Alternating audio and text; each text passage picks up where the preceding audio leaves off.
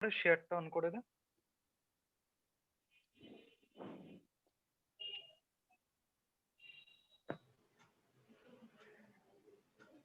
এরপরে যেগুলো করাচ্ছি খুব ইম্পর্টেন্ট টাইপ, ঠিক আছে? কত হবে টাইপ? কত? 8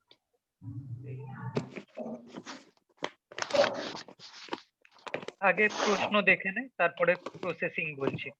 একটি বাক্সে 1 টাকা 50 পয়সা আর 25 পয়সার মুদ্রার সংখ্যার অনুপাত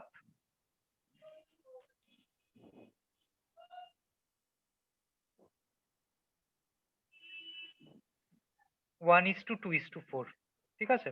তার মানে 1 টাকা 1, 50 পয়সা 2টো, 25 পয়সা 4টে, এরকম আছে যদি থাকে। বাক্সে মোট 393 টাকা আছে।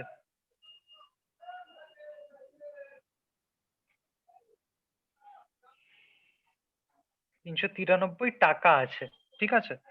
তাহলে মোট কতগুলো মুদ্রা ছিল?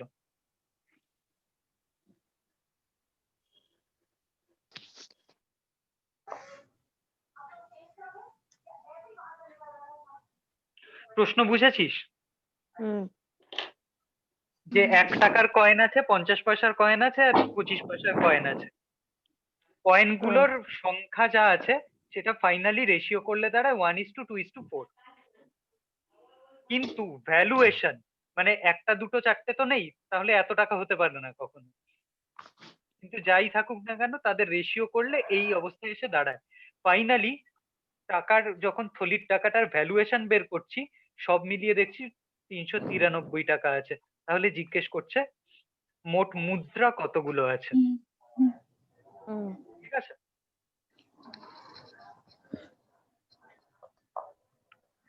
একটা জিনিস মনে রাখবি, ভ্যালু ইনটু নাম্বার এটা ইকুয়াল টু কন্ট্রিবিউশন। মানে আমি বললাম ভ্যালু 1 টাকা, 1 টাকা ভ্যালু, তার 20টা কয়েন আছে। তাহলে এই 1 টাকার কয়েন দিয়ে মোট টাকার মধ্যে কন্ট্রিবিউশন কত টাকার হলো? আমি বললাম টোটাল 100 টাকার চাঁদা উঠেছে, চাঁদা 100 টাকা উঠেছে, তার মধ্যে 1 টাকার কয়েন আছে 20টা, ঠিক আছে? তাহলে 1 টাকার কয়েনের টোটাল ওই চাঁদার মধ্যে কন্ট্রিবিউশন কত টাকা হলো? 20 টাকা। প্রশ্ন মানে ব্যাপারটা বোঝা গেল তো? তাহলে এই ভ্যালু ইনটু নাম্বার সেটা ইকুয়াল টু কন্ট্রিবিউশন। এটাই আমার মূল আলোচ্য বিষয়। 917 দেখছি হতে পারে। হ্যাঁ তাই আসছে 917। তাহলে কি হলো, রেশিও যাই হোক না কেন আমি ধরে নিচ্ছি সবকটাকেই টাকায় নিয়ে যাব বা ইউনিটে নিয়ে যাব। মানে কি 1 টাকা, ঠিক আছে? তার টাকায় ভ্যালু কত? 1। 50 পয়সা, তাকে টাকায় নিলে তার ভ্যালু কত? 50 পয়সা মানে কত টাকা? 100 পয়সা মানে 1 টাকা। তাহলে 50 পয়সা মানে হাফ টাকা, হাফ টাকা। তাহলে 25 পয়সা মানে কত টাকা? টাকাটাকে পয়সায় নিয়ে গেলে হতো না? না, সেটাও হতো, অসুবিধে কিছু নেই। 1/4। তাহলে কত হতো? তাহলে 1/4। হ্যাঁ, দুটোই হবে, দুদিক থেকেই যাবে। তাহলে এটাকে যদি আমি ইয়ে করি, ঠিকঠাক ভদ্রস্থ জায়গায় আনতে চাই, তাহলে কত দিয়ে গুণ করব? 4 4 দিয়ে। চার তাহলে এটা কত দিয়ে। হলো? 4:2:1। তাহলে 1 টাকার ভ্যালুয়েশন কি পেলাম? 4 ইউনিট। 50 পয়সার ভ্যালুয়েশন হচ্ছে 2 ইউনিট। 25 পয়সার ভ্যালুয়েশন হচ্ছে 1 ইউনিট। এটা যেটা মানসী বলছিল এটাও হতে পারতো, আমি সবকটাকে পয়সায় নিয়ে গেলাম। 100 টাকা, সরি 1 টাকা মানে 100 পয়সা, ওটা মানে 50 পয়সা, এটা মানে 25 পয়সা। তাহলে ভ্যালুয়েশন কত দাঁড়ালো?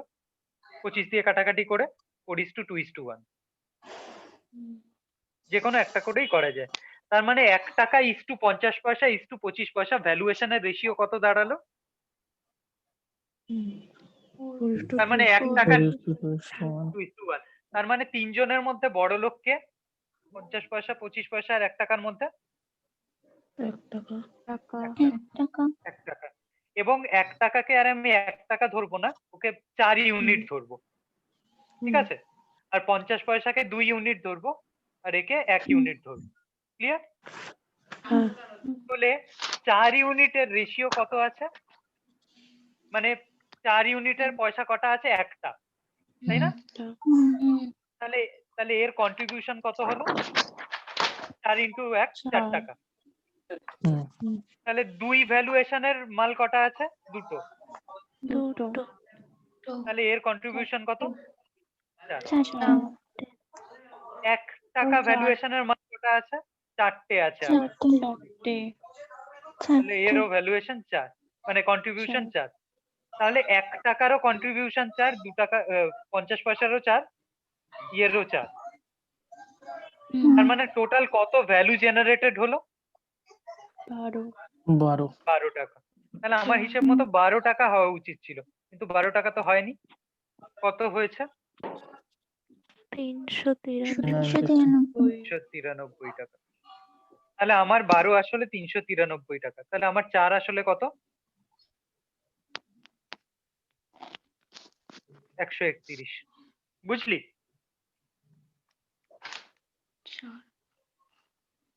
আমার 4 আসলে 131 টা। তার মানে কি 1 টাকা দিয়ে 131 টাকা পেয়েছি, 1 টাকার কয়েন দিয়ে। 50 পয়সার কয়েন দিয়েও 131 টাকা পেয়েছি, একই না? 25 পয়সা দিয়েও 131 টাকা পেয়েছি। ক্লিয়ার হচ্ছে সবার? একই না? তাহলে 1 টাকার কয়েন দিয়ে 131 টাকা পেয়েছি। তাহলে 1 টাকার কয়েন কতগুলো আছে?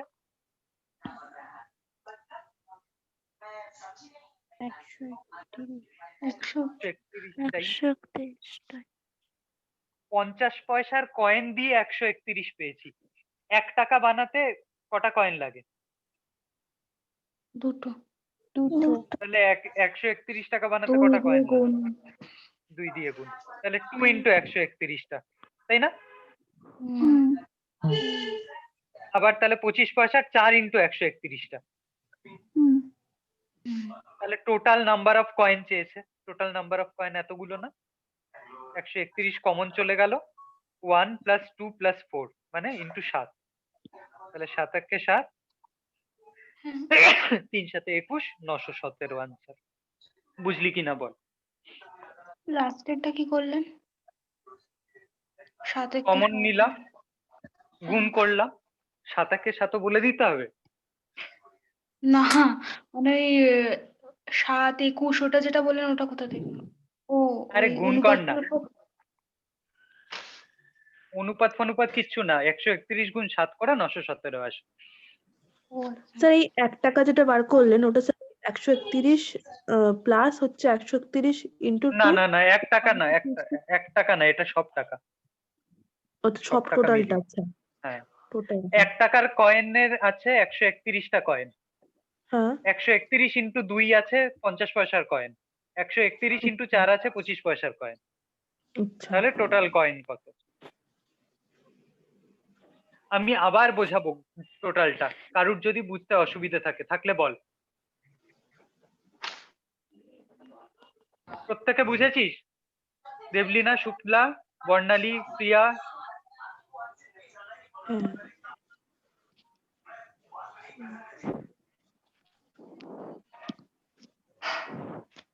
আচ্ছা দাদা, এটা ওই ভ্যালুয়েশন মানে ওই কি বলবো রেশিওটা ধরে ভ্যালুয়েশনটা বার করলে হতো না? মানে 1 টাকার তো 1 2 4 যেহেতু রেশিওটা দিয়ে দিয়েছে, মানে হতো তো নিশ্চয়ই। 1 টাকার তাহলে আমি ধরলাম একটাই আছে, তাহলে 1 টাকা হলো।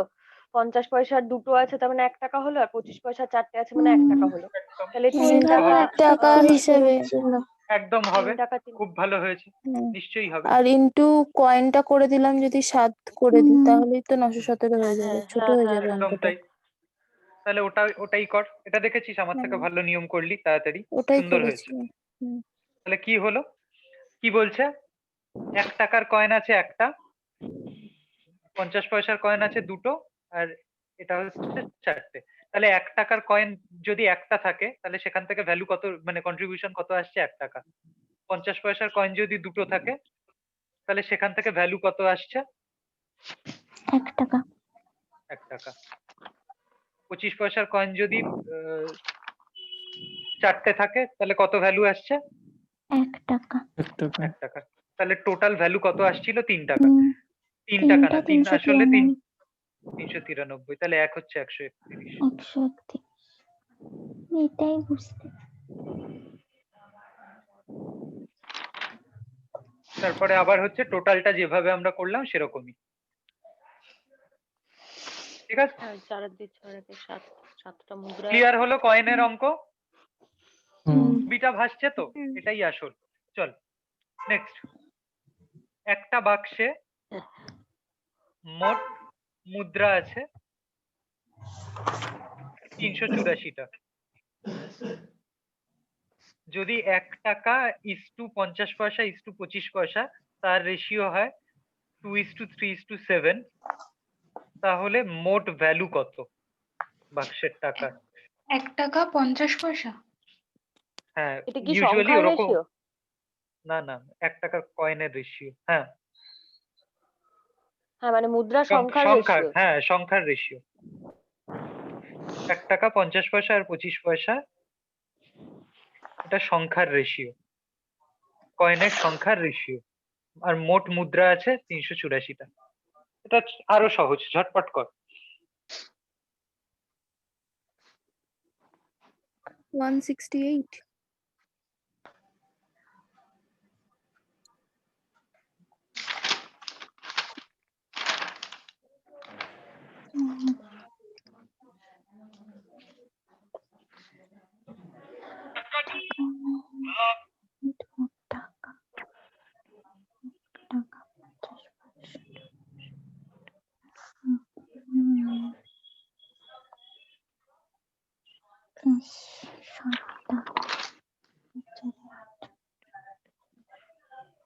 হ্যাঁ, 168।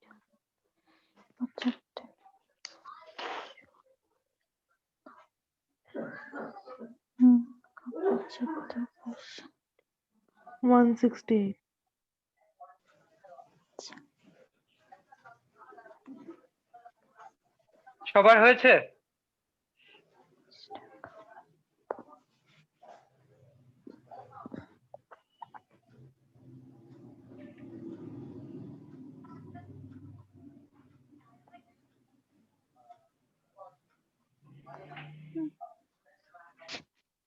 সবার হয়েছে কি?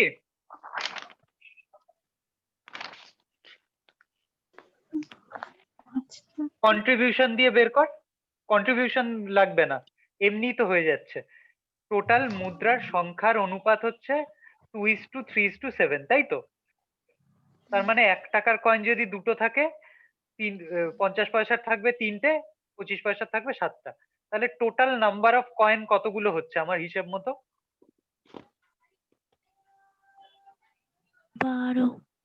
12টা। টোটাল 12টা কয়েন, কিন্তু প্রশ্নে কি বলেছে? টোটাল কয়েন আছে 384টা। তাহলে আমার 12 মানে 384, আমার 1 মানে কত? 3 12 36, 12 2 34 হয়ে গেল। তার মানে 1 মানে যদি 32 হয় তাহলে 2 মানে কত? 64। তাহলে 1 টাকা দিয়ে 64টা মুদ্রা আছে, তার মানে 64 টাকাই আছে। আমি একবারেই করছি। তারপরে হচ্ছে 50 পয়সার 3 ইন্টু 32, এতগুলো আছে। তাহলে তার ভ্যালুয়েশন কত? বাই 2, কারণ 50 পয়সার ভ্যালুয়েশন হচ্ছে ½ টাকা। বুঝলি নাকি বুঝলি না? অসুবিধা হলে বল, আবার বলছি, দাঁড়া। এই অবধি বুঝেছিস কিনা বল, এই অবধি বুঝেছিস কিনা বল। হ্যাঁ স্যার। এইটুকু সবার ক্লিয়ার হয়েছে তো? আমি এখানে টোটাল নাম্বার অফ মুদ্রা পাচ্ছি আমার দিক থেকে কত সেটাই বলে দিয়েছে প্রশ্নে। তার মানে আমার 12 মানে 384, আমার 1 মানে 32 হয়ে গেল। তাহলে 1 টাকার কয়েন আছে কটা? 2 ইন্টু 32 মানে 64টা, এটা 1 টাকার কয়েন আছে।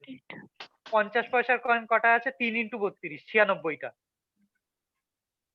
আর 25 পয়সার কয়েন আছে কটা? 7 ইন্টু 32। এইটুকু নিয়ে কোনো সমস্যা? না। না। এবারে 1 টাকার কয়েন যদি 64টা থাকে তাহলে কত টাকা আছে কন্ট্রিবিউশন? 64 টাকা। 50 পয়সার কয়েন যদি 96টা থাকে তাহলে কত টাকা?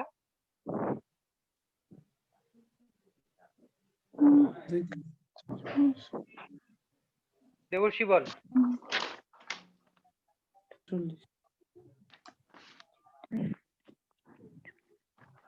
48 হচ্ছে। হ্যাঁ, হাফ তো। 50 পয়সা মানে হাফ টাকা, তার মানে কয়েনের হাফ ভ্যালুয়েশন 64, এই সরি 48।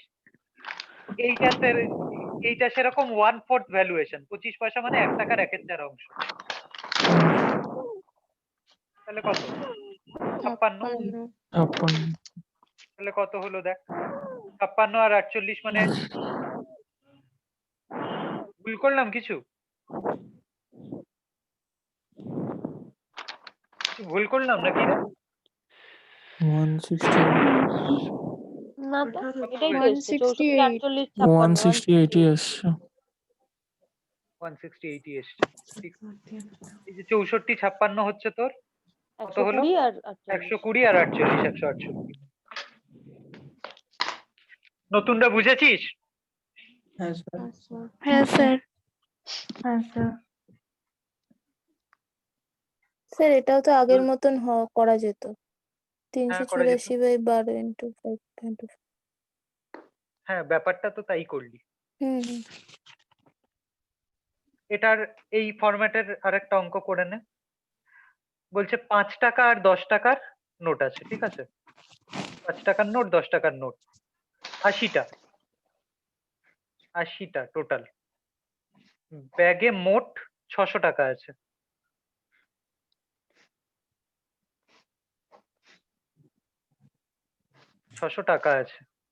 তাহলে 10 টাকার নোট কটা আছে?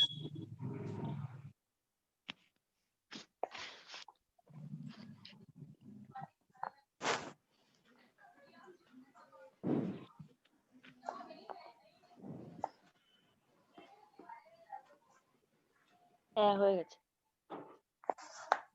40টা। দুটোই 40টা 40টা। হুম।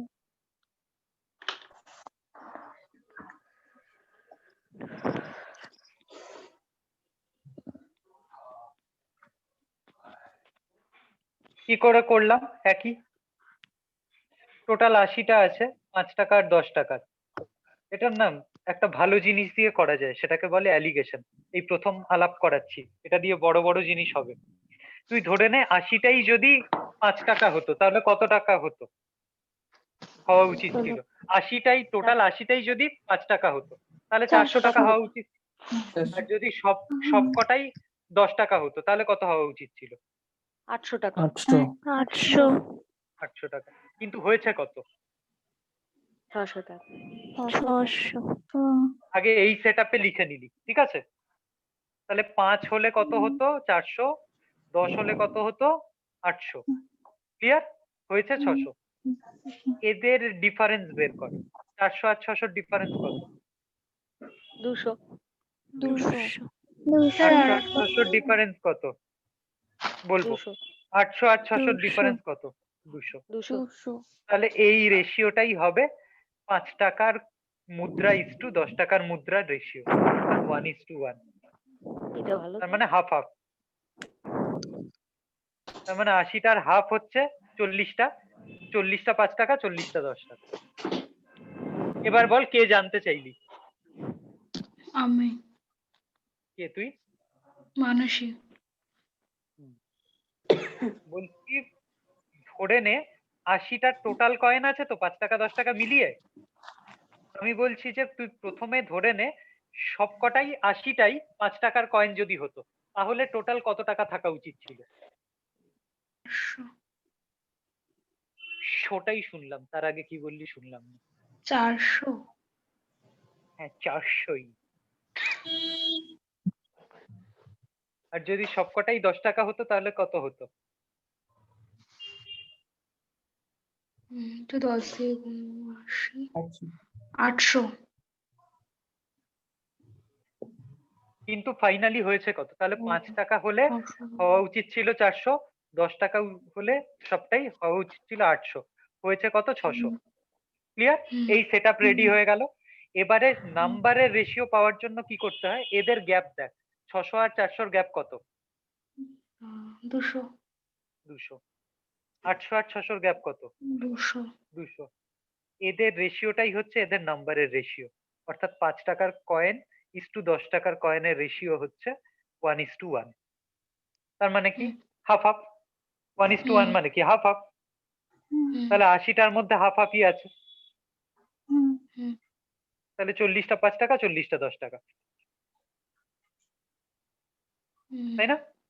হুম, ভালো লাগলো? হুম। লাস্টে 40টা কোত্থেকে ওটা এলো ওটা বুঝতে পারছি না।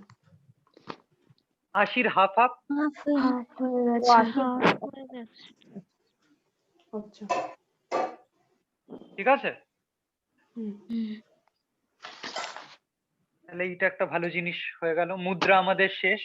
টাইপ 9 শেষ হলো, তাই তো? না 8? এটা 9 বোধহয়। 8 শেষ। ওকে। এবারে হচ্ছে মিশ্রণ।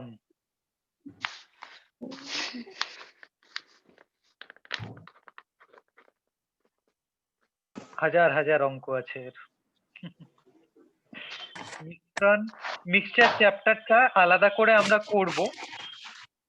আমরা বেসিক একটা রেশিওর টাইপ করব। এটা একটু অ্যাস্ট্রিক দিয়ে পাশে লিখে রাখ। এর 3টে টাইপ আলাদা চ্যাপ্টারে হবে। টাইপ 9 লিখে রাখ মিক্সচার, এর একটা টাইপ এখানে হচ্ছে। আর বাকি 3টে টাইপ রেস্ট ফ্রি টাইপ, এটা হবে চ্যাপ্টারে। মানে মিক্সচার আলাদা একটা চ্যাপ্টারই আছে। এটা একটু মার্ক করে রাখ, আমাকে মনে করাবি। ঠিক আছে? হুম, বেশ।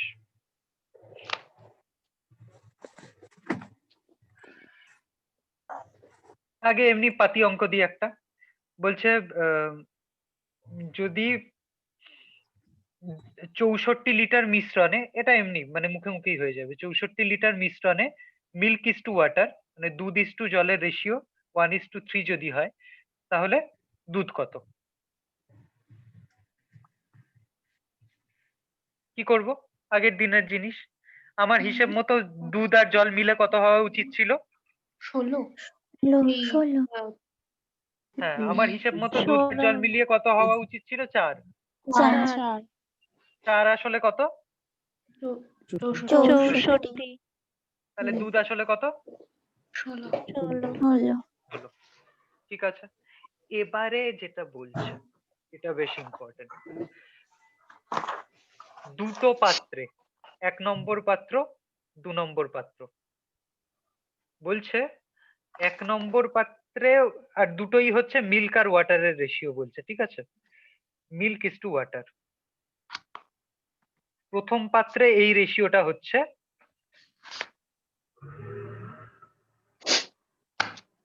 প্রথম পাত্রে রেশিওটা হচ্ছে 5:2, মানে মিল্ক 5 ওয়াটার 2। আর দ্বিতীয় পাত্রে এই রেশিও হচ্ছে 6:1। এবারে বলছে দুটোকে যখন মিশিয়ে দিয়েছে দুটো পাত্রের মাল, তখন তাতে রেশিও কত? বুঝলি কথা? হুম। প্রশ্ন।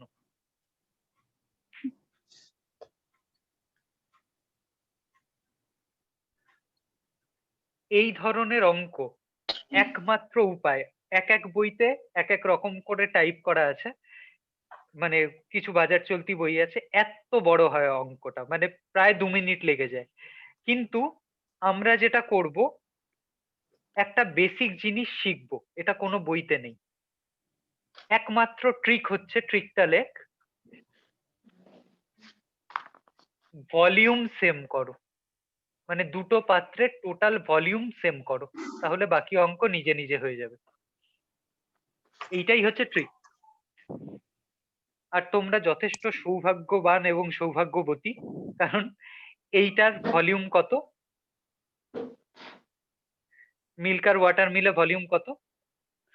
7 সাত। এর কত? এর কত? 7 তাহলে সেমই আছে, তোকে আর সেম করতে হলো না। তাহলে এই দুটোকে যখন সেম করে দিলি, তাহলে বল এই পাত্রটা থেকে 5 ইউনিট, মানে ধর 7 লিটারের পাত্র দুটোই, তাহলে 5 লিটার দুধ আছে, 2 লিটার জল, 6 লিটার দুধ আছে, 1 লিটার জল, তাহলে টোটাল দুধ কত ঢুকলো? 6 আর 5, তাহলে 11 দুধ দুধ ঢুকেছে, আর জল কত ঢুকেছে? 3 তাহলে অঙ্কটা সহজ হয়ে গেল।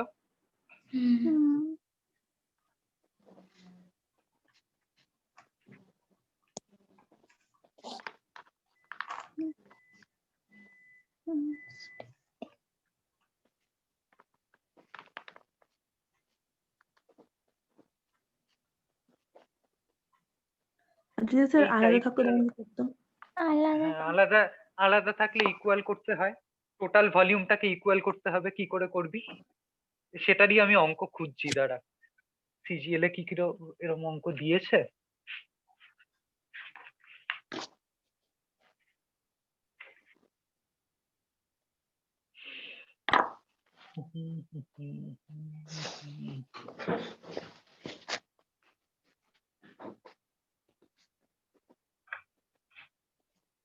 এটা মনে হয় সে মিক্সচার চ্যাপ্টারেই দেবে।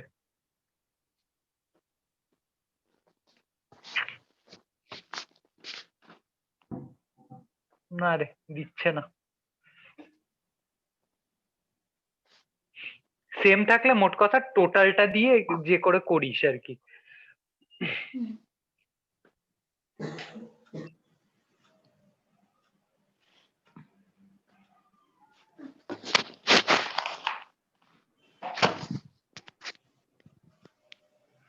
না, নেই রে।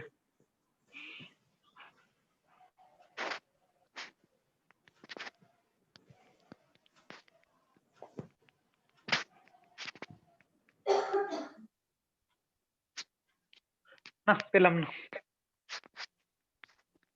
দেখ কি করে করি। ধর 5:8 দিয়েছে একটা, 5:7 দিয়েছে একটা, আর একটা দিয়েছে 6:6 কত দেবো?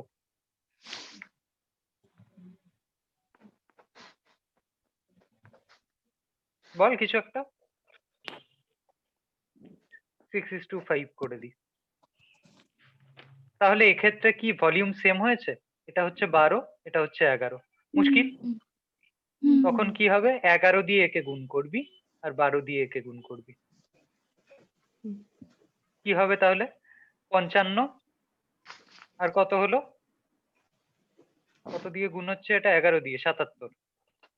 আর আর এইটা দিয়ে একে 6 × 12 72, আর এখানে 5 × 12 60। দেখ তো ইকুয়াল হলো কিনা এবার।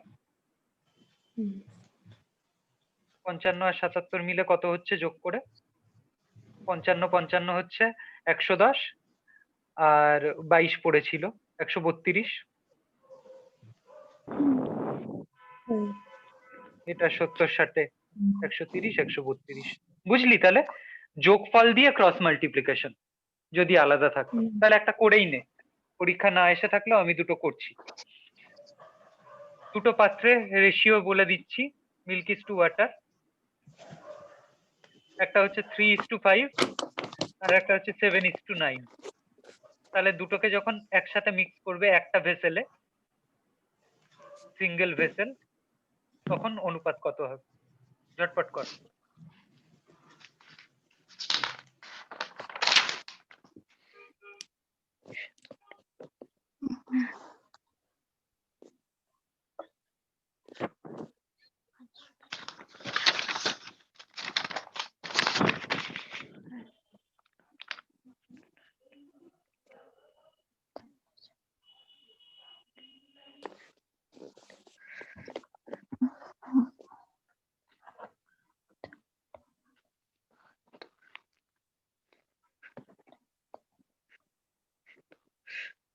13:19 হতে পারে, অসুবিধা নেই কিছুই। কি করেছি, এটা হচ্ছে 8, এটা হচ্ছে কত, 16। 16 আরো মজা হচ্ছে যখন আমি যোগফল 2 দুটো দিয়ে এরকম গুণ দেখবি, করে দিয়েছি। হ্যাঁ 2 দিয়ে গুণ করবি না, এটা কাটাকাটিই যায়। 8 আর 16 হ্যাঁ, মানে এটাকে 1 আর 2 এটাই। ধরে নে। তার মানে 2 দিয়ে একে গুণ, 1 দিয়ে একে গুণ। তার মানে কত হলো, 3 দুগুণে 6, 5 দুগুণে 10, 16, আর 1 দিয়ে একে গুণ 7:9। তাহলে এটাও 16, এটাও 16, আর কোনো অসুবিধা নেই। তাহলে কত হলো, 7 আর 6 14, সরি, হ্যাঁ ঠিকই তো, 7 আর 6 14, 13 13, 7 আর 6 13, 13 7 আর 6 13, আর ওখানে হচ্ছে 19, 13:19। 19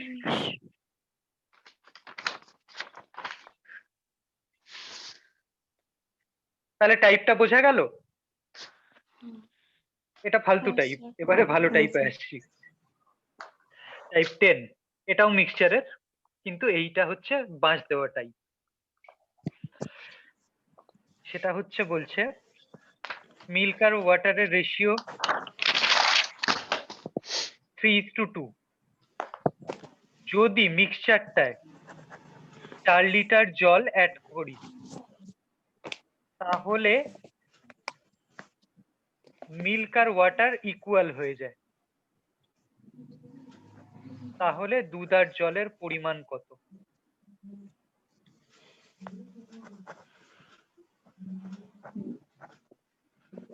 প্রশ্ন বুঝলি? মিল্ক আর ওয়াটারের রেশিও ছিল 3:2, ঠিক আছে, কিন্তু তাতে আমি কি করেছি, 4 লিটার কি অ্যাড করেছি, জল, মিক্স ওয়াটার 4 লিটার। তাহলে কি হয়েছে, মিল্ক আর ওয়াটার সেম হয়ে গেছে। কেন? কারণ ওয়াটারটা কম ছিল, এবারে 4 লিটার পেয়েও জোর হয়েছে, তখন ও ইকুয়াল হয়ে গেছে মিল্কের সাথে। এবারে বলছে যে তাহলে আগে টোটাল কত ছিল। এই ধরনের অঙ্কে খুব ইম্পর্টেন্ট যেটা, সেটা হচ্ছে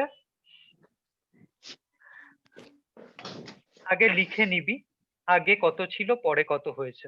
আগে কত ছিল, 3:2।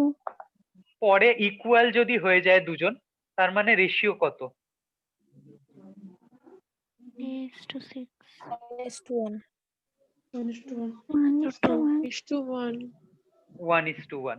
তার মানে দুজন ইকুয়াল হয়ে গেল, মানে ফাইনালি কত হলো, 1:1। এইটুকু নিয়ে কারোর কোনো সমস্যা?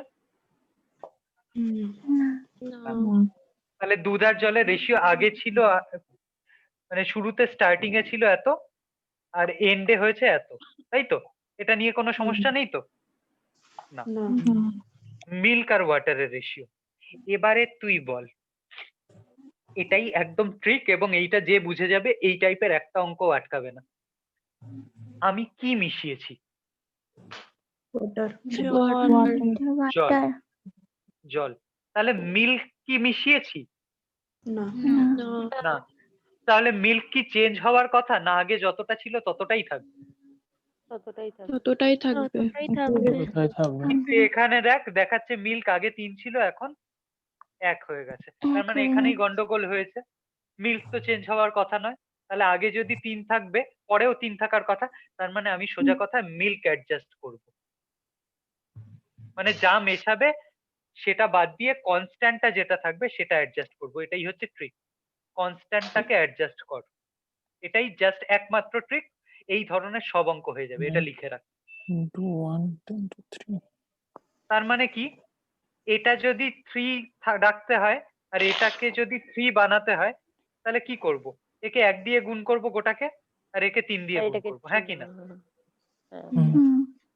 তাহলে হ্যাঁ। কি হলো, স্টার্টিং এরটা কত হলো, 3:2 ছিল, ফাইনালি কত হবে? 3:3 হবে।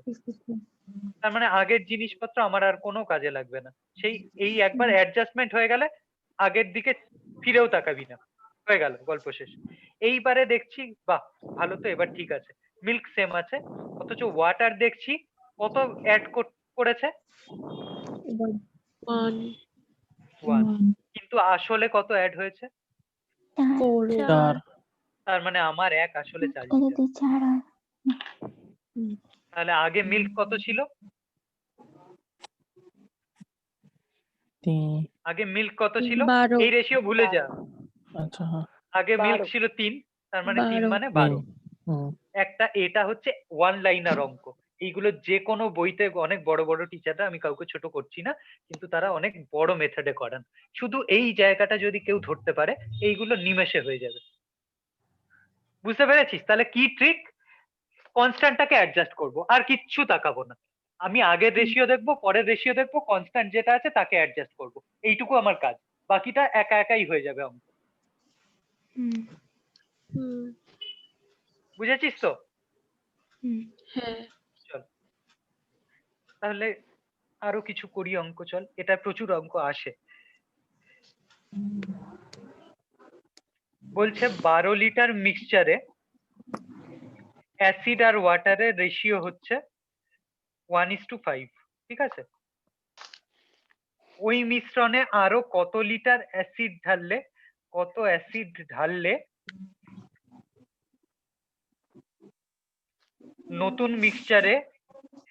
নতুন মিক্সচারে এই রেশিওটাই 1:8 হবে?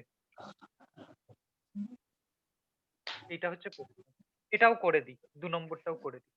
দেখ, এটা একসাথে করব আমরা, মানে আমি একা করব না। বল কি করব? আগে কত ছিল?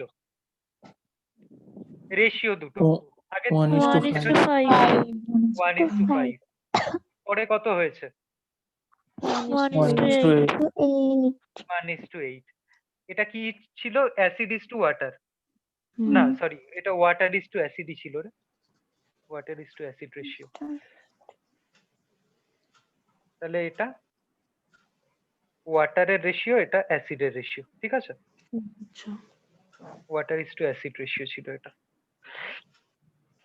তাহলে 1:5 ছিল আর 1:8 হয়েছে। কি মিশিয়েছি আমি? বলছে অ্যাসিড অ্যাসিড মেশানোর পরে।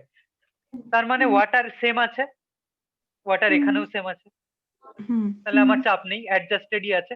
তাহলে কত অ্যাসিড মেশালে হচ্ছে কাণ্ডটা? 3 ইউনিট। 3 ইউনিট অ্যাসিড মেশাতে হবে, ভালো কথা। কিন্তু 3 ইউনিট কার সাথে ট্যালি করব? ট্যালি করার মতো তো কিছু নেই। এইবারে চলে গেলাম, আমি কি জানি আগে আমার হিসেব মতো কত থাকা উচিত ছিল টোটাল মিক্সচার? 12 না, অনুপাত অনুযায়ী কত হওয়া উচিত ছিল? 6